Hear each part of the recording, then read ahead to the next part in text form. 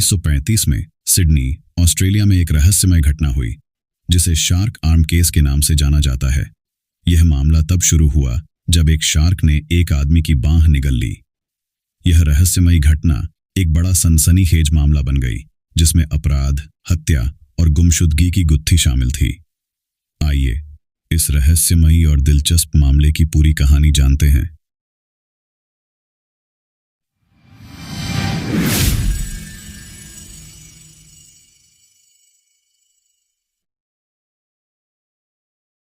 यह 1935 का समय था और हाल ही में व्यापार बहुत खराब चल रहा था। कूगी एक्वेरियम और स्विमिंग बाथ के मालिक के रूप में, जो अब कूगी पैवेलियन है, बर्ट हॉब्सन ने पिछले साल कूगी पियर के ध्वस्त होने के बाद व्यापार में नाटकीय रूप से गिरावट देखी थी, जिसमें 1400 सीटों वाला थिएटर, बड़ा बॉलर रूम, रेस्तरां और पेनी आर्केड अचानक ग्राहकों को आकर्षित नहीं कर रहे थे। 1930 के दशक के मध्य तक कूगी बीच एक समय में एक संपन्न हॉटस्पॉट रहा, लेकिन अब यहां आने वाले पर्यटकों की संख्या उतनी नहीं रही। इसलिए जब उन्होंने और उनके बेटे रॉन ने तट से सिर्फ 3 किलोमीटर दूर 4 मीटर लंबी 1 टन वजनी टाइगर शार्क पकड़ी, तो हॉब्सन ने तुरंत उसे स्नान गृहों में पहुंचाने का प्रबंध किया और लोगों से इस जीव को देखने के लिए पैसे लेने का फैसला किया। यह योजना 1 सप्ताह तक अपेक्षाकृत अच्छी तरह से काम करती रही। फिर एंजैक दिवस आया। उस दिन राष्ट्रीय अवकाश था, इसलिए स्नानगृह जिज्ञासु परिवारों से भरे हुए थे, जो इस शक्तिशाली जानवर को उसकी पूरी शान में देखने के लिए उत्सुक थे। पूरे दिन भीड़ उमड़ती रही। फिर शाम 4:30 बजे शार्क अजीब तरह से व्यवहार कर रही थी। 17 अप्रैल 1935 को पहली बार इसमें वह ऊर्जा और भूख नहीं दिखी थी जो इसमें पहले दिखी थी।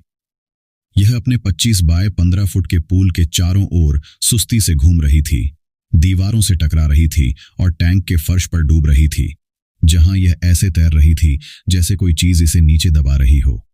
जल्द ही यह पता चल गया कि वह चीज क्या थी। अचानक हरकत करते हुए शार्क ने अपने शरीर को हिलाया और अपने पेट की सामग्री को खांसकर बाहर निकाल दिया। जब झाग शांत हुआ तो एक्वेरियम के मेहमानों की भीड़ ने पूल की सतह पर एक आंशिक रूप से पचा हुआ मानव हाथ तैरता हुआ देखा। पुलिस को एक्वेरियम में बुलाया गया और उन्हें टाइगर शार्क के टैंक से कटे हुए हाथ को निकालने का काम सौंपा गया। यह कोई बहुत मुश्किल काम नहीं था, लेकिन उन्होंने इसे पूरा कर दिखाया। हाथ को मेडिकल परीक्षक के पास भेजा गया, जिसने ऐसी खोज की जो एक शार्क द्वारा मानव अंग को बाहर उगलने के दृश्य से भी ज्यादा चौंकाने वाली थी। सिडनी के शब्दकोश के अनुसार उन्होंने पाया कि शार्क के दांत हाथ को काटने के लिए जिम्मेदार नहीं हो सकते थे और इसे किसी विशेष रूप से नुकीली चीज, जैसे कि चाकू या इसी तरह के किसी उपकरण द्वारा शरीर से अलग किया गया होगा। अब यह स्पष्ट था कि पीड़ित जो भी था वह शार्क के हमले का शिकार नहीं था, वह एक हत्या का शिकार था। उलझन में पड़े पुलिस कर्मियों ने इस विचित्र मामले के टुकड़ों को जोड़ने की कोशिश की, जिसमें तैरते हुए अंग की पहचान और यह कैसे शार्क टैंक में पहुंचा, यह सब शामिल था। वे हाथ से उंगलियों के निशान उठाने में सफल रहे, जिससे उन्हें जेम्स जिम स्मिथ का पता चला, जो एक बॉक्सर और छोटा मोटा अपराधी था, जिसे उसके परिवार ने लापता होने की रिपोर्ट दर्ज कराई थी। उनके भाई एडवर्ड स्मिथ और उनकी पत्नी ग्लेडिस स्मिथ हाथ पर बने टैटू की वजह से उनकी पहचान की पुष्टि करने में सक्षम थे।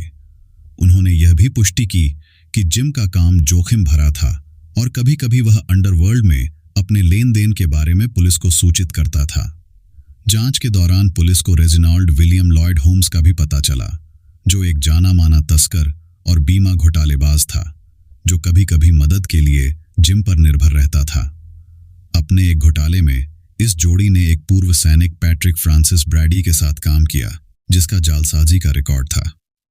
अधिकारियों को बाद में पता चला कि ब्रैडी होम्स को ब्लैकमेल कर रहा था। हाथ मिलने के 1 महीने से ज्यादा समय बाद ब्रैडी पर जिम की हत्या का आरोप लगाया गया और उस पर अदालत में मुकदमा चलाया गया। गवाहों ने पुष्टि की कि जिम के निर्दोष होने के दावों के बावजूद गायब होने की रात ब्रैडी जिम के साथ बार में था। होम्स ने ब्रैडी की कानूनी परेशानियों से खुद को दूर रखने की कोशिश की और पुलिस से बात करने से बचने के लिए खुद की जान लेने की कोशिश की। आत्महत्या का उनका प्रयास विफल हो गया और उन्होंने आखिरकार सहयोग किया। होम्स ने कहा कि ब्रैडी ने जिम के शरीर के टुकड़े करने, उसे अपनी कार की डिक्की में रखने और क्रोनुला में गुन्ना मट्टा खाड़ी में वाहन को फेंकने की बात कही थी। होम्स ने बताया कि ब्रैडी उस रात जिम के टैटू वाले हाथ को लेकर उसके घर आया और धमकी देने लगा।